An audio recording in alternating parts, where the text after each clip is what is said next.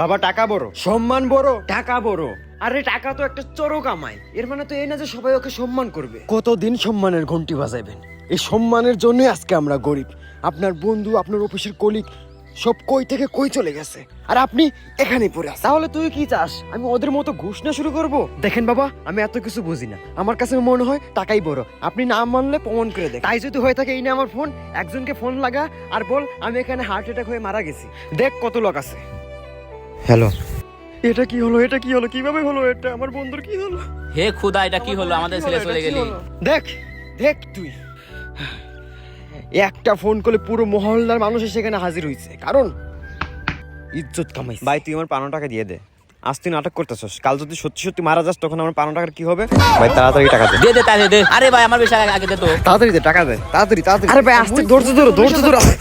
ওই তো ধৈর্য মাইরে।